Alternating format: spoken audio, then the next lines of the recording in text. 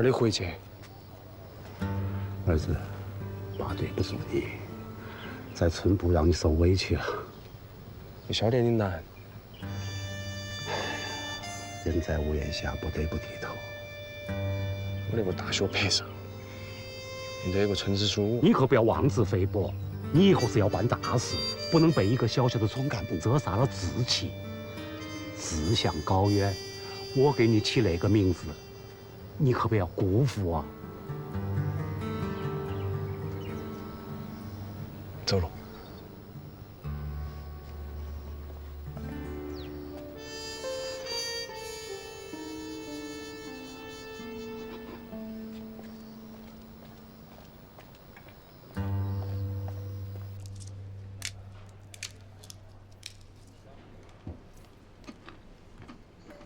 你们问了多少人？上百个有了，但是就这2个人的证言比较有价值。师傅，你看够吗？你觉着呢？我觉得没用啊，我说了又不算。你就当自己是审判员。哎呀，那我觉得刘二林不是抢劫，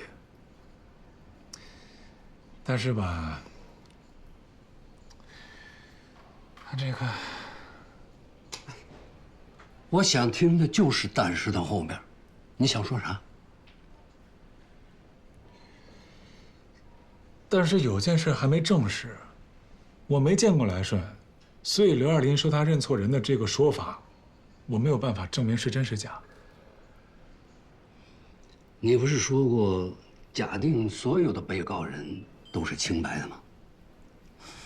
啊，自己又不踏实了，自己也不相信自己了。那倒不是。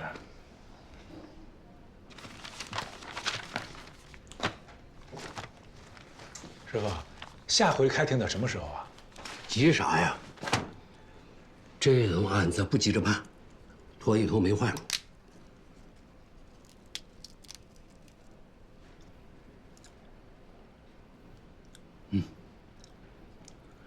一如，我看你是不是有点魔怔了？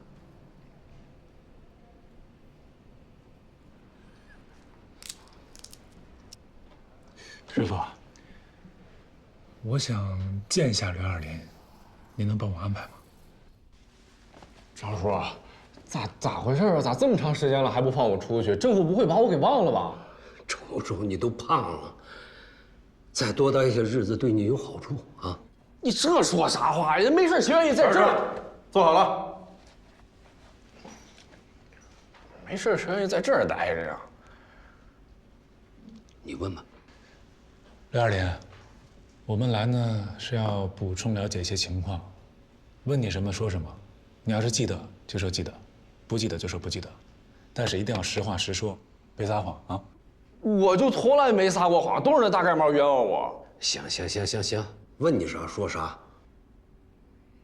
刘二林，你拿你那个玩具枪一共处过几个人？2个。都是谁？这我说过好几次了，这他妈又……就再说一遍呗，练你嘴啊！一个是市场卖木材的老方，另一个我不认识。我以为我认识，我认错人了，要不然我也不能跟人开这玩笑。你以为是谁？来顺啊。来顺。啊。你跟这个来顺熟吗？熟啊，我俩一个村的，他在市场帮人装卸木材。那你说的这些情况，为什么之前的口供里全都没有啊？这也没人问过我呀，我哪知道是啥该说啥不该说。公安局、检察院都没问？没有，我就说我认错人了，他们就是不信。行了，一中，问重点啊。这个被害人就是当天你认成来顺的这个人，他穿的什么衣服你还记得吗？上边穿个有点旧的军绿色的褂子，蓝裤子，解放鞋，他还戴一鸭舌帽，来顺就爱戴鸭舌帽，要不然我也不能认错人。哦，那人还溜肩膀。溜肩膀。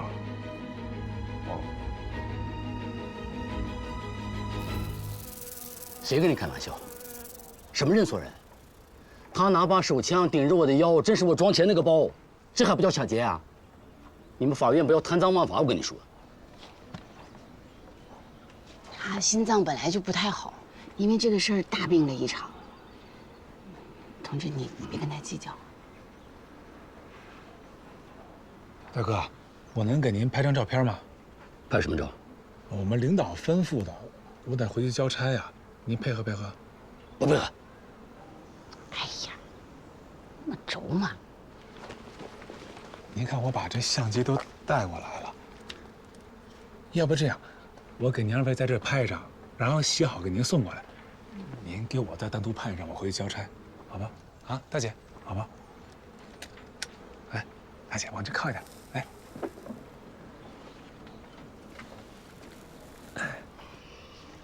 哎，再来一点儿，再来一点啊，点点，哎，来，1、2、3。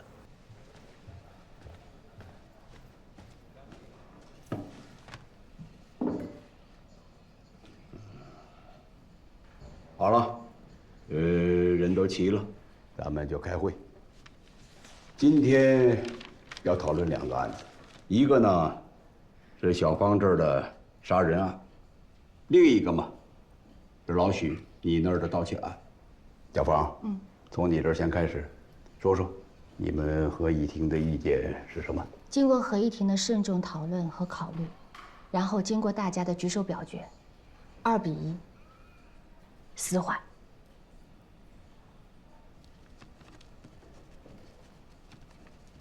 小芳，我知道你最近这家里事儿多，很忙，有点疲倦，压力大。叶院长，我们这个决定其实他的理由是很充分的。好吧，说说你的理由。被告人邱阿贵每天面对越来越严重的虐待，这件事情是众所周知的，而且他的3个孩子也显然受到了威胁。还有一个事实，即便邱阿贵他为了保护他的女儿，他不承认，但是我相信是真的。黄连仓，他蓄意伤害他的女儿，从这个角度来说，邱阿贵是为了保护他的女儿不被奸污啊。所以我们是这么想的，如果能说服邱阿贵的家属能够多赔偿一点，那么被害人家属他如果原谅的话，那这个事情判成死缓是完全合适的，院长。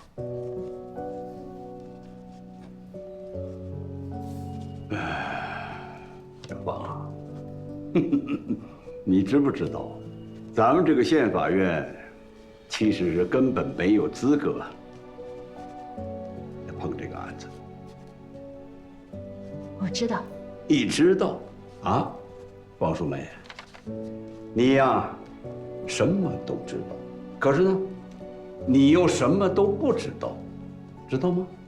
院长，咱们法院的难处我懂，县政府的压力我也懂，但是一个走投无路的，每天都被打的女人的绝望我更懂。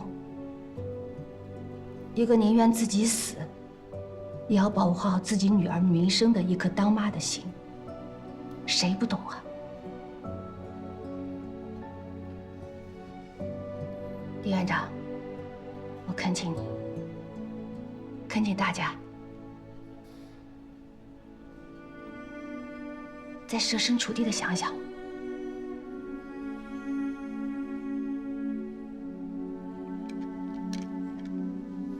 行了，合议庭的意见我们都知道了，你出去吧。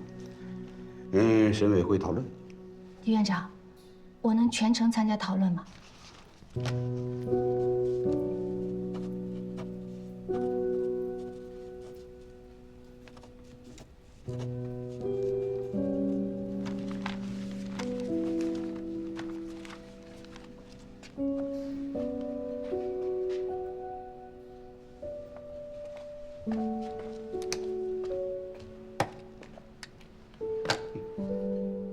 院长，院长，那是不是先讨论一下我们这个案子？啊，你说，被告人是单位出纳，监守自盗，且数额特别巨大。检察院那边给出的建议是死刑，我们合议庭的意见跟他们一致，死刑。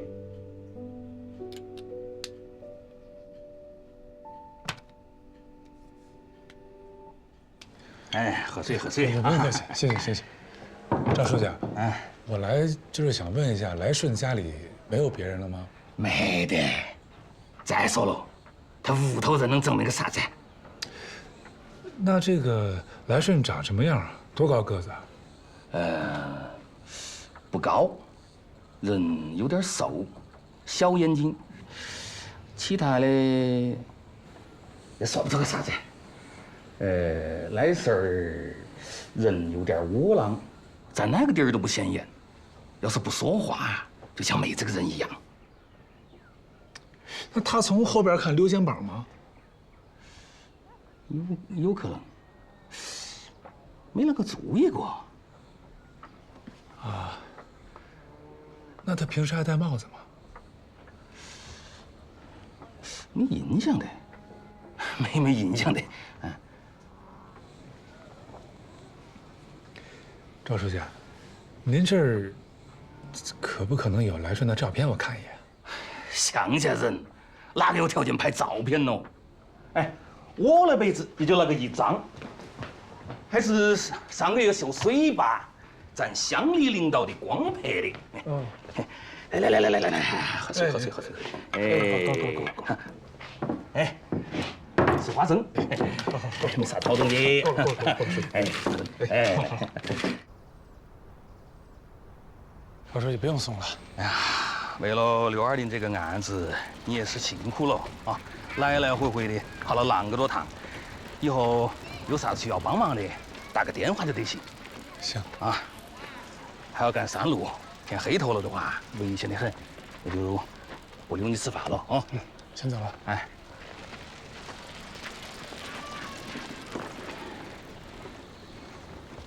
吃了吗，书记？啊。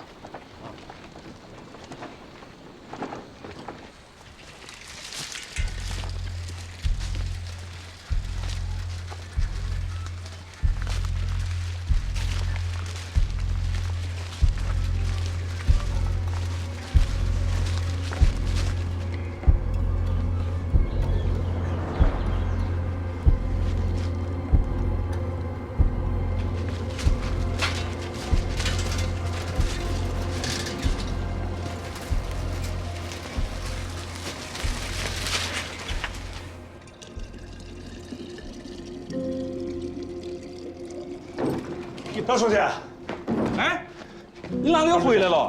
你看这照片，啊，你看看，你看哪一个？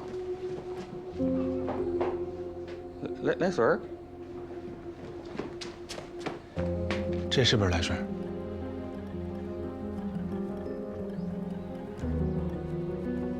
是他，是吧？是来顺儿。个老子的果然戴个帽子，我都记不得了。哎，陈同志。那照片挂那儿快2个月了，我都没发现，你是哪个一眼都发现的？他老穿这身衣服吗？是那个的嘛，龙城人，一年到头都只有这一身儿。赵书记，我给这个拍个照片行吗？拍，随便拍。哎，陈同志，你费那个大力气找来顺儿，有啥子用嘛？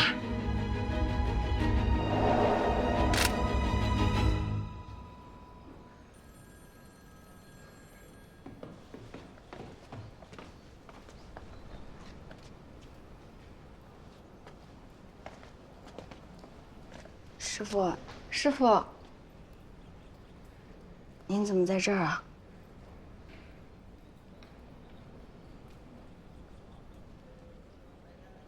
走，我请你们喝酒去。啊，师傅不回家啊？今天晚点回家。哦，对了，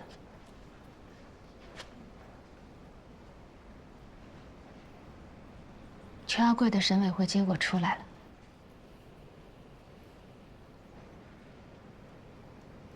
死刑。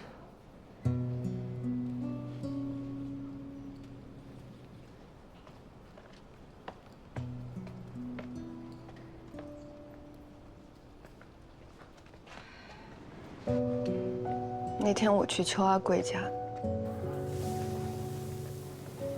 差点就问他女儿愿不愿意出来为他妈妈作证，就差一点，把自己大腿都掐红了才忍住。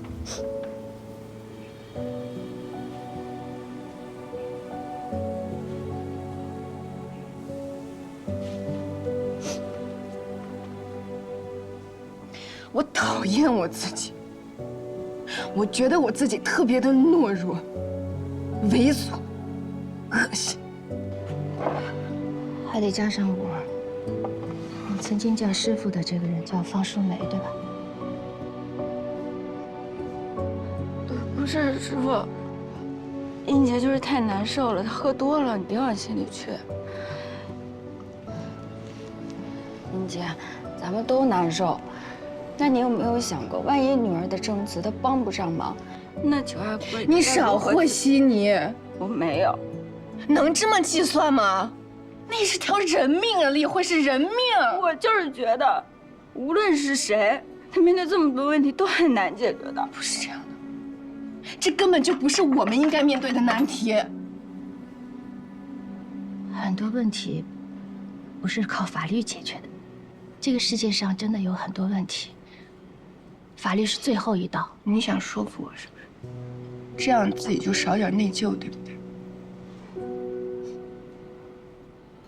好，那咱们就来聊法律的问题。那小女孩算不算被害人？该不该受法律的保护？邱阿贵的情况够不够从轻？能不能留她一命？为了保护小女孩就要牺牲母亲吗？那要是……那2个畜生还活着，我们是不是还要委曲求全保护他们呀？邱阿贵本来就可以活着，但我们连一个死缓都不给他。对，不是我，是他们，是省委会，丁院长。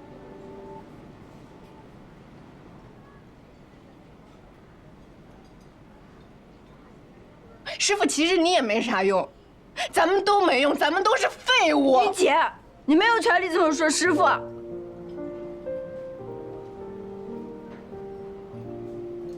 师傅，我说错了吗？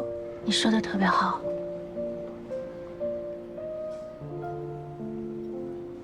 那我做错了。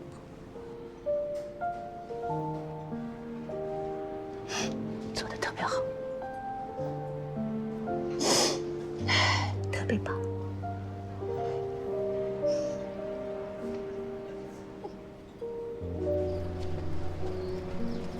师傅，你回去这么晚，那男的不会把你怎么样吧？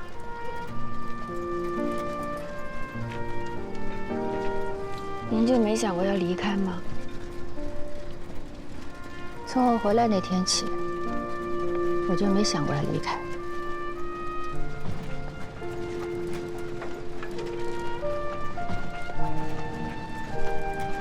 好了，那我今天就送到这儿了，啊。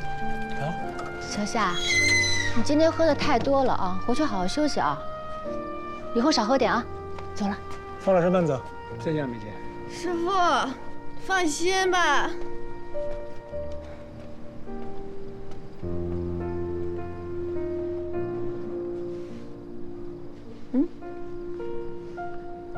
好香啊！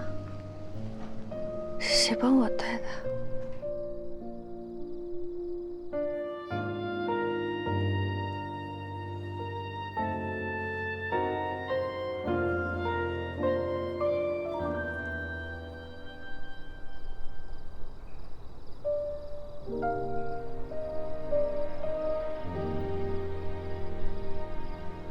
走吧，走吧，一中。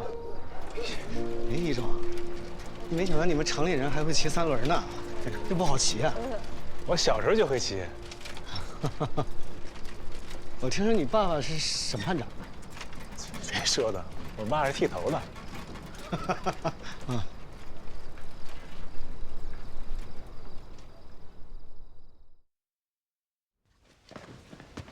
院长，门口让我告诉您，今天旁听的人太多了，怕出事儿。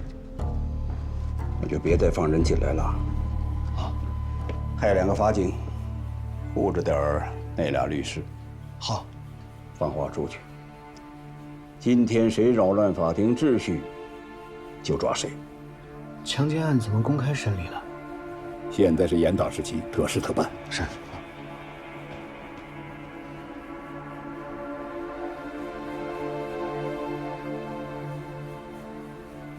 丁啊，老丁，这个屎盆子还得你接着。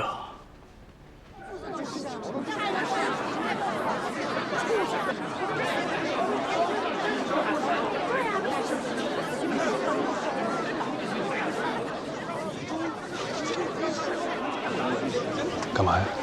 我特意带的，一会儿谁砸李强我就砸谁，来而不往非礼也呢。真的假的？真的呀，我这给我呀！你也砸呀？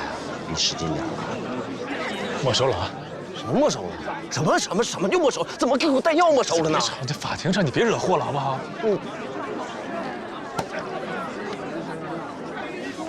干嘛？管我！干嘛去？干什么去？我还有一个，我还有一个。哎，别呀！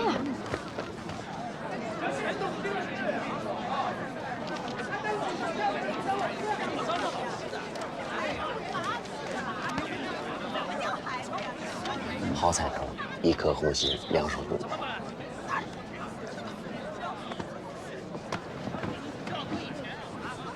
你看看他们，你要按无罪辩的话，他们能饶了我吗？辩无罪啊？啊？太有种了！不是那个同志，你把他带出去，啊，出去，给我带出去。小陆，别让院长修理我知道。我到这儿总可以了吧？小王律师啊，干什么你？你说谁呢你？哎，我说你呢，哎，我说你呢。领下来，来。安静，全体起立。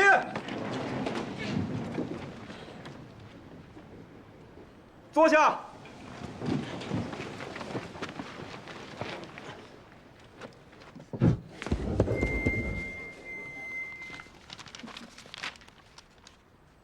南榆县人民法院公开审理南榆县人民检察院提起公诉的乔治良强奸致人死亡案件，现在开庭。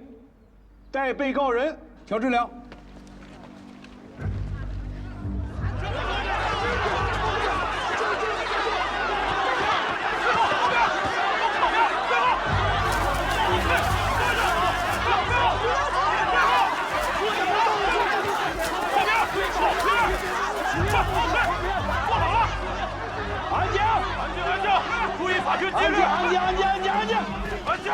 安静！别吵了！注意法庭纪律！怎么还绑着进来了？给他松绑，让他坐下。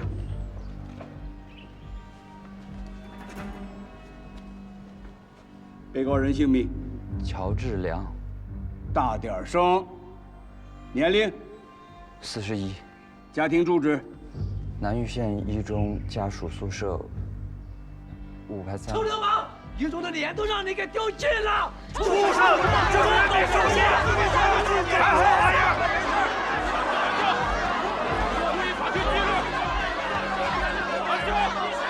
打开方向，稳定一下。我再强调一下啊，这里是法庭，所有人都要遵守法庭的秩序，不能随便吵闹，不然的话，一定严肃处理。邱阿贵本来就可以活着，但我们连一个死缓都不给他。师傅，其实你也没啥用，咱们都没用，咱们都是废物。证据确凿，后果严重，不杀不足以平民愤。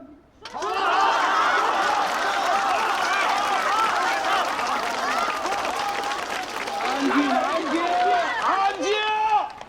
被告人，公诉人指控你强奸并致人死亡，对此你认不认罪呀？我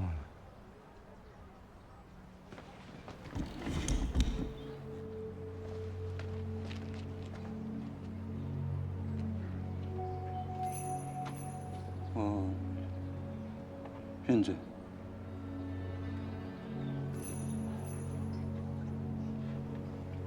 没胜算了。这可怎么办？下面，请辩护人发表辩护意见。偶犯初犯，认罪态度较好啊。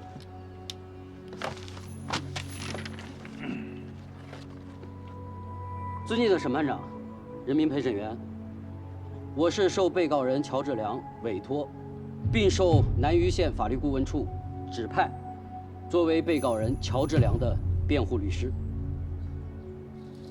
是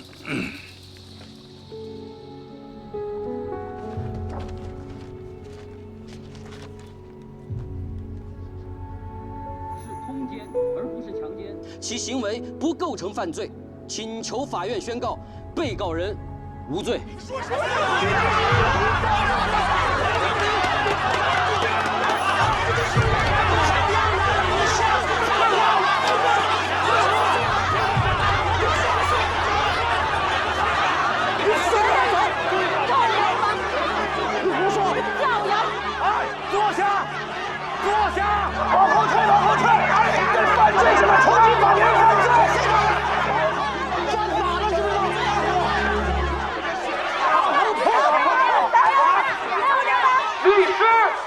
被告人辩护是被告人应有的权利，是国家法律赋予、承认，并且保护被告人这份权利。你们在座的每一位，你们每一个人都拥有这份权利。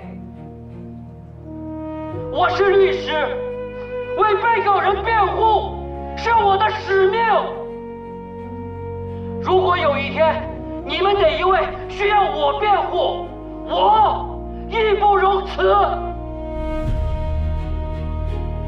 李湘太棒了，南岳还有这样的律师。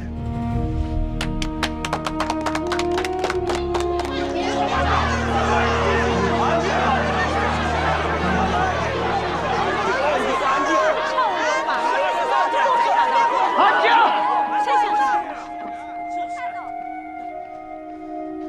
狄院长，我可以继续吗？继续吧。强奸最核心的要件是违背妇女的意志，用暴力或者是其他手段迫使妇女就范，被迫和其发生性关系。公诉人刚才提供的证据材料就能证明，乔治良和魏三妹之间保持着稳定而经常的性关系，长达3年多，近4年之久。他们2个人最短1到2天，最长1周必然约会，有时还在一起过夜。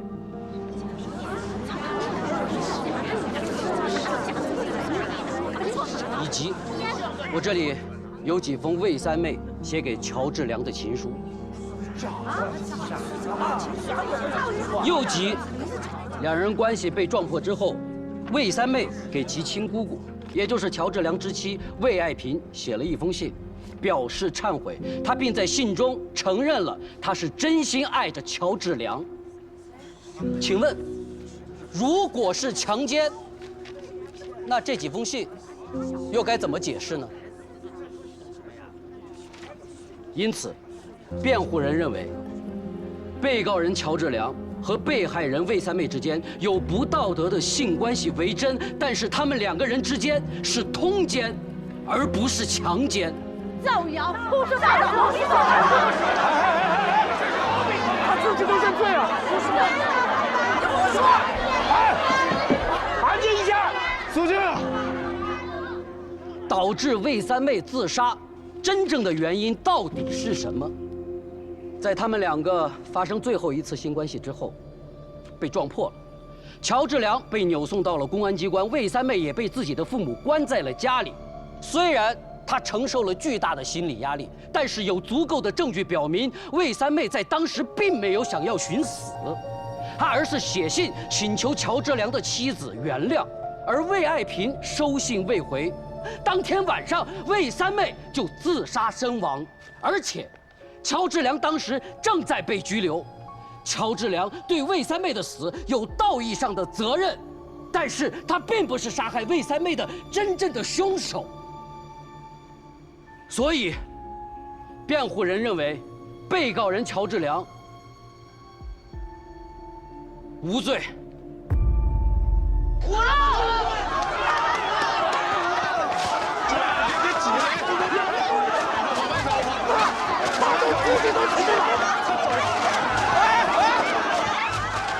休庭！我宣布，现在休庭。往外走一点，别挤。走，你说，休庭了，休庭！还一颗红心呢，就是个炸弹，你掉入石坑来崩我一身屎，什么玩意儿这是？别动！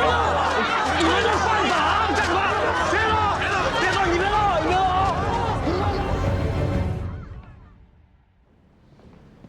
院长，本来我们还觉得乔治良的认罪态度比较好，你们给个死缓也能接受。可今天这样，只能死刑了，不然我们肯定抗诉。院长，哎，李律师坐。李律师，你是党员吗？啊，我当兵的时候就入党了。这不老党员了吗？啊，那怎么还不懂政治呢？今天这个群众的反应，看到了吗？院长，我们律师的职责，律师的职责就是不要火上浇油。何止火上浇油，简直是恶意煽动啊！你别乱扣帽子啊，说话要负责任。我说的是事实。哎呀，行了。丁院长，这个案子事实清楚，证据确凿，辩方哗众取宠，有意挑战法律的尊严和社会道德底线。如果法院姑息、从轻判决，会极大的伤害人民群众的感情，造成恶劣的影响。所以，我方建议从重从快判处死刑。是。您刚刚说事实清楚，证据确凿，那魏三妹写给乔治良的情书，你们为什么不提取？还有那封忏悔信，为什么不提取啊？院长，您就真的不在乎自己手上判出一个冤案来吗？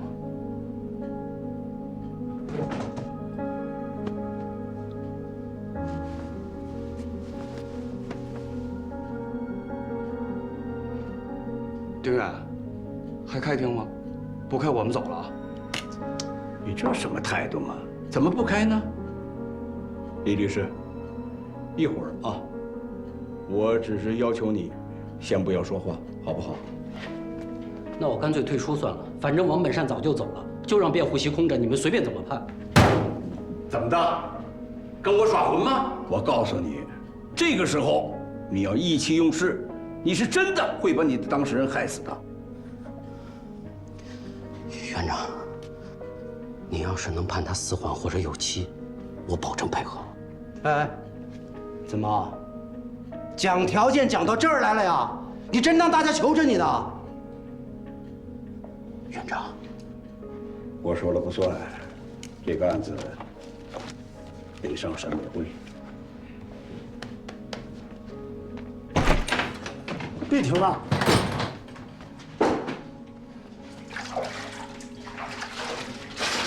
这么快？李湘没跟你一起回来？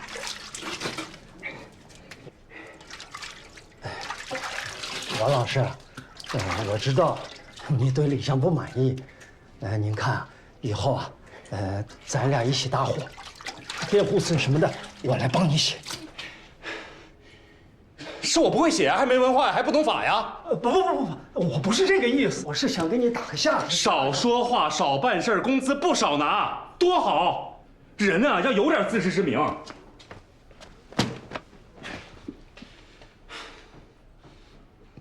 倒是好啊，倒是好啊。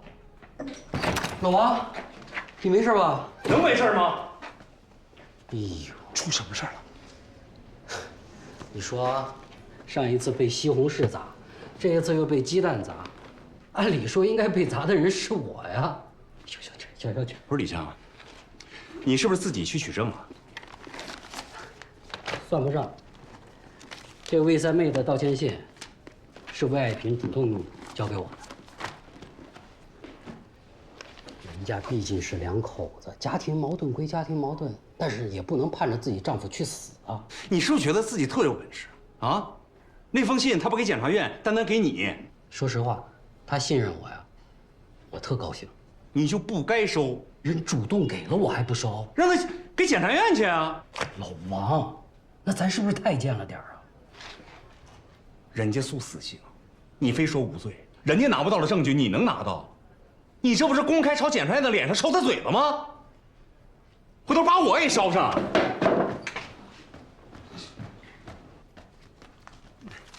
小李，你小老王这脾气也是。要是他不愿意干这个案子，我跟你搭伙。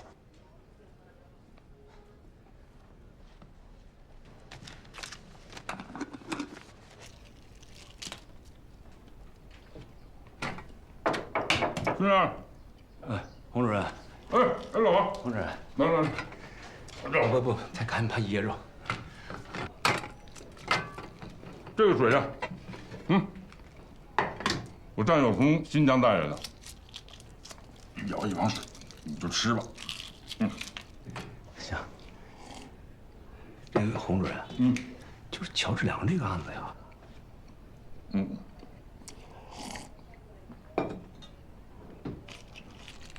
老王，我还是那个态度。如果检察院说什么就是什么，那我们算干什么吃的？不是啊，主任，您看啊，您不是搞专业的，就是很多事情呢可能不太明白。你这话我就不爱听了。什么叫不是搞专业的？我不会学吗？啊？哎，法律顾问处你好。哎呦，梁局长，我是战胜啊。你说，请指示。我指示个屁！你们法律顾问处是干什么吃的？怎么专门和上级唱反调？你那俩律师，给那个强奸致死案做了无罪辩护，你知道吗？啊，知道啊。你还挺理直气壮啊！这都是你授意指使的吗？这种重大的刑事案件应该站什么样的立场？你心里一点数都没有吗？梁爱民，你坐下。我坐下。我没让你坐下，你少跟我来这套，梁爱民。怎么着，欺负我不懂法是吗？啊？欺负我不专业是吗？我不会学吗？我天天都在学习。我们法律顾问处不是摆设，更不是检察院跟班的。我告诉你，你不要没事胳膊肘往外拐。那个案子，只要我们的律师认为他是无罪的，他就可以按无罪辩。怎么了？洪占上，你要造反呢？我撤了你！你赶紧，你过来！你吓死我了你！行。什么东西呀？我62年的兵，他64年的，我叫他一声局长是给他面子，他还。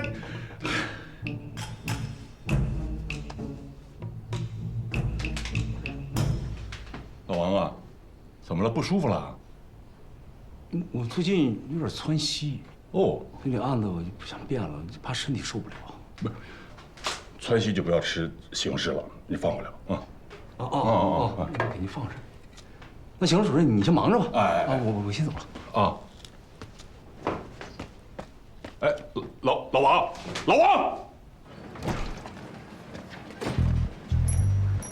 李强，哎，你怎么来了？请容我向李大律师致以最高敬意。你就是南余的骄傲啊！我怎么敢当？我说实话，这一次啊，我能有这勇气啊，我得感谢你们。感谢我们啥呀？在邱阿贵的案子上，是你们鼓励了我，让我知道了什么叫知其不可而为之。我现在浑身都是使命感。走，喝酒去，走，喝酒。看这个，后边这个小个子的，像吧？这回踏实了。那至少咱可以理直气壮的退卷了。那谁也说不出什么来。我已经退卷了，检察院也承认证据不足，咱们的理由成立，刘二林这2天就能放出来。师傅，您退卷了，您跟我说一声啊！我这2天每天跑来跑去的，咋了？觉得自己亏了，啊？这几天白忙活了。不是亏不亏的事，我就是说，我这才哪儿到哪儿啊？啊，你以后啊会遇到好多忙活了半天，最后都无能为力的案子，留着做个纪念吧。刘二林算是幸运的，极其幸运。那要是不幸运的呢？比如说邱阿贵和乔志良的案子，怎么办？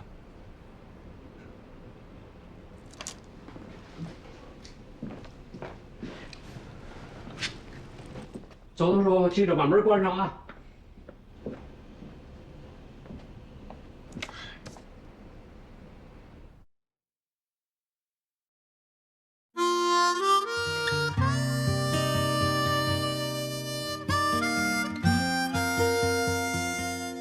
再道别，时光也不回首，再沉重，青春也如海流。就约定，奔赴各自的路口，也要将同样的梦守候。有的花等了等又溜走，有的路崎岖多风雨骤。别担心，疲惫了就无从解忧。我微笑代表懂你感受，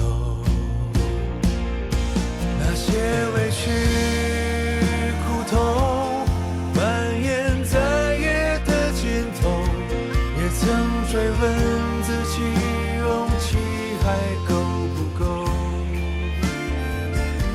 有一颗心闪烁，仿佛在问候，那是你来时许下的梦。生活的渴依旧，不再脆弱的双眸，花开无声，就在不经意的时候。平凡的路，写就不平凡的梦。我会一直伴你左